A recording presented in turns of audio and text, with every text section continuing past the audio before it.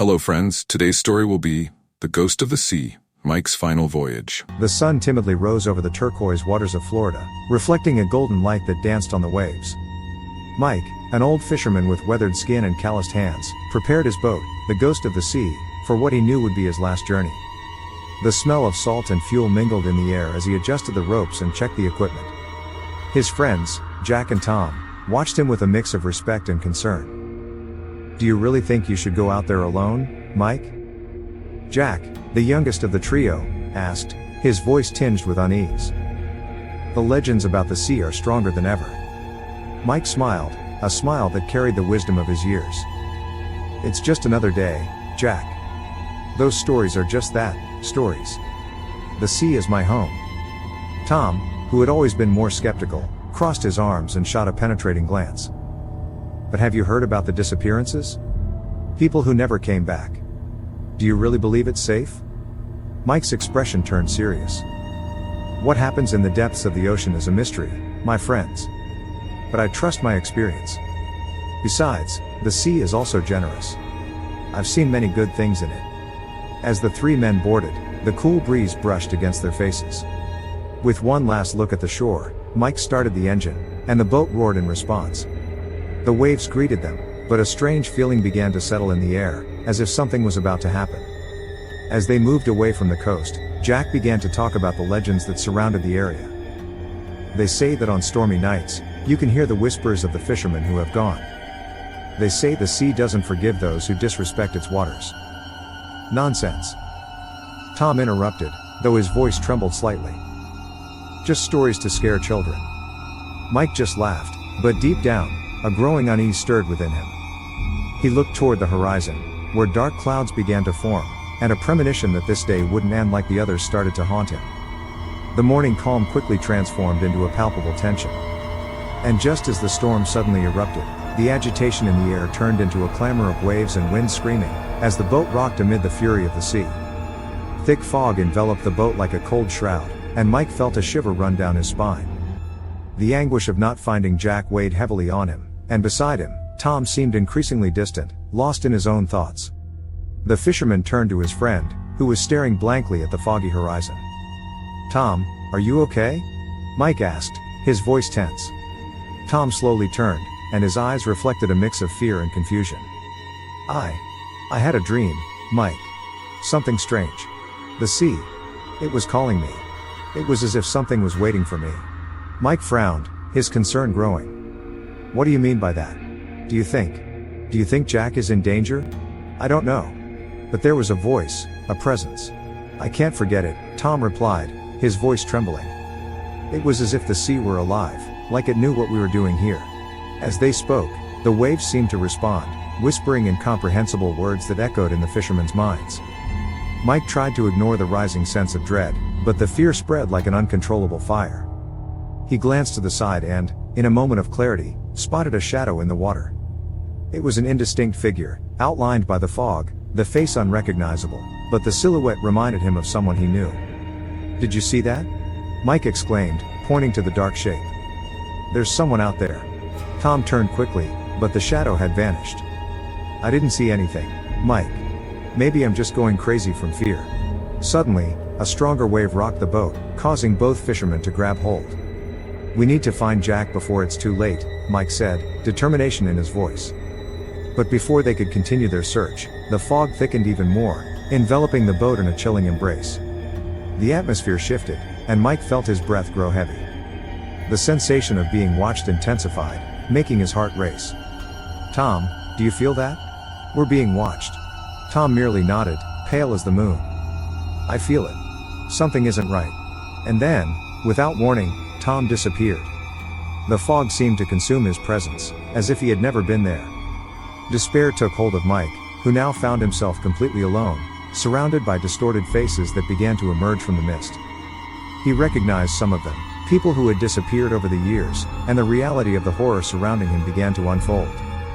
Desperate, Mike glanced at the radio, which in his mind had become a symbol of hope amid the terror that surrounded him. He cranked the dial several times, but only static responded. The sea, once familiar, now felt like a vast desert of uncertainties. "Why is this happening?" he murmured, feeling the chill of the dense fog wrap around his body. He remembered the stories he had heard as a kid about an ancient spirit, an entity that punished those who disrespected the waters. If I can't get out of here, what will happen to me? He thought, fear infiltrating every cell of his being.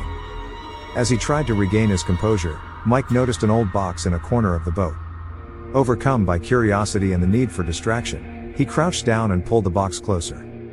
The wood was worn, but his curiosity compelled him to open the container. Inside was a faded photo of a group of fishermen.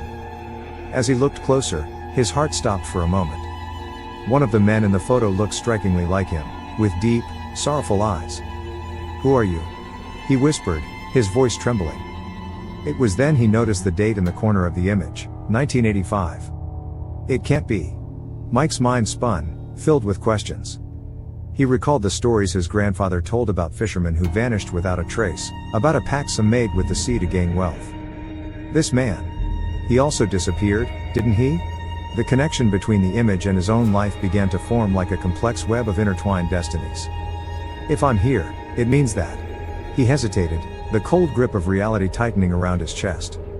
The sea was not just a place of work, it was a graveyard of secrets, and he could be trapped in a cycle of vengeance, a dark repetition of events stretching back decades. I have to uncover the truth, he resolved, his determination growing even in the face of fear. The sea seemed to murmur, as if it were aware that Mike was about to unveil something that should remain hidden. "What do you want from me?" he shouted, his voice echoing into the darkness. But the only reply was the gentle sound of the waves, as if the sea were mocking his fragility. As the boat rocked gently on the dark waters, Mike felt a shiver run down his spine. He made his way to the back of the boat, where an old box had been discovered earlier, but instead, he was confronted with a terrifying vision. The faces of Jack and Tom emerged from the waves, twisted in expressions of anguish and despair, as if they were trapped between worlds. "Mike! Help us!" Jack's voice echoed in the air, but it was not just an echo, it was a lament laden with pain. "We're lost. You need to save us." Mike's heart raced. He knew the visions were illusions, but the feeling of helplessness paralyzed him. "I can't. What do you want from me?" he shouted, his voice choked with emotion. The response came as a whisper in the waves, a dark melody that seemed to envelop him. "Freedom. Or sacrifice." The thick fog began to swirl, revealing more faces, more lost souls. He remembered every story he had heard about the sea, about the fishermen who vanished and the curses that bound them to the depths. It was as if the water were alive, watching him, waiting for him to make a decision. As he tried to focus, Mike recalled the journal he had found. The pact. The dark pact, he murmured to himself as his mind raced back to that dusty box. He pulled away from the faces that tormented him and began to rummage through the contents of the boat. With each passing second, the pressure mounted, and the feeling that something was watching him only intensified. Finally, he found the diary, its yellowed and worn pages. "What do you have to say to me?" Mike asked, opening the book with a chill in his stomach. The words unfolded before him, revealing the story of a fisherman who had made a pact with an entity of the sea, promising wealth in exchange for lives. Sacrifices. That's what they want. Feeling the weight of responsibility on his shoulders, Mike looked out at the waves. "If I have to confront this entity, I need to know how to break this cycle of pain," he said to himself, determination growing within him. He closed his eyes, took a deep breath, and began to recite the words he had found in the diary, feeling an intense cold invade the atmosphere. Suddenly, the water began to bubble, and a wave of energy enveloped the boat. Mike opened his eyes, and the vision of his missing friend still hovered before him, but now there was a spark of hope. "The truth can free you," he whispered, as the air around him shifted, becoming heavier and more oppressive. He was about to confront the force that had kept him bound, and the struggle for the freedom of their souls had only just begun. With his heart racing, Mike began the ritual. He positioned himself in the center of the boat, the thick mist wrapping around him like a dark cloak. The wind howled around him, and every word he spoke seemed to echo into an endless abyss. "Spirits of the sea, hear my call," he shouted, his voice trembling between determination and fear. But as the words left his lips, the malignant presence intensified. The boat started to sway violently, as if it were battling an invisible force trying to drag it into the depths. "Mike! What are you doing?" a familiar yet distorted voice shouted, seemingly coming from all directions. He recognized the tone of Tom, his missing friend. The spectral figures began to materialize around him, familiar and unfamiliar faces, all with expressions of despair. "Help us, Mike," they pleaded, reaching translucent hands toward him. "I can't. I'm trying," he replied, suffocated by the pressure the entity exerted on him. As the memories of his friends haunted him, Mike realized he was not only fighting against the entity but also against his own shadows. The memories of a tragic accident that had traumatized his life crashed over him like waves, bringing to the surface the pain he had tried to bury. I couldn't save you," he murmured, feeling that guilt weighed him down more than the water itself. With emotions running high, Mike gazed into the dense fog. "If I can free them, what do you want from me?" he challenged the entity. A guttural laugh responded, reverberating in the air with a tone of disdain. The terrifying figure began to materialize before him, a silhouette wrapped in shadows that seemed to twist and change. "Sacrifices are required, fisherman. One by one, until the debt is paid," the entity whispered, its eyes glowing with an insatiable desire. "I won't sacrifice anyone. Release them," Mike shouted, his voice echoing with renewed fervor. He felt the pressure mounting as the entity drew closer, but his determination to save his friends overshadowed the fear that consumed him. "If it's necessary, I will make the sacrifice in my name. But don't take anyone else," he challenged, his heart pounding with the strength of the struggle unfolding. The malevolent presence hesitated for a moment, and Mike realized there might be a chance to confront the entity. He was no longer just fighting against the forces of the sea but also against the demons that haunted him, revealing a courage he thought he had lost. "Freedom is what you deserve. I can no longer live with this guilt," he declared, his voice now steady as steel. The fog began to stir, and the battle between light and darkness was just beginning. The atmosphere aboard the Ghost of the Sea was charged with tension. Mike, with his heart racing, faced the entity that materialized before him, an indistinct figure shrouded in shadows with eyes that seemed to penetrate his soul. "You can't take me," he defied, his voice trembling but resolute. "The true strength of the sea comes not from fear, but from truth. I am not your prey." The entity wavered, its contours flickering as if the very sea were in doubt. "You don't understand," the entity replied, its voice echoing like distant thunder. "I am the guardian of this place, and those who break the pact must pay." "No. The pact was made by someone else, not me," Mike yelled, recalling the photo of the missing fisherman he had found in the box. "His name was Samuel. He made the pact, not me. I am not responsible for the mistakes of the past." With each word, he felt the weight of his memories dissolving, as if the ocean's waters were absorbing his guilt. The entity began to fade, and Mike saw the shapes of his friends, Jack and Tom, emerging from the fog. "Mike," they cried in unison, hope in their voices. "Help us. Don't let this continue. He couldn't fail, not again.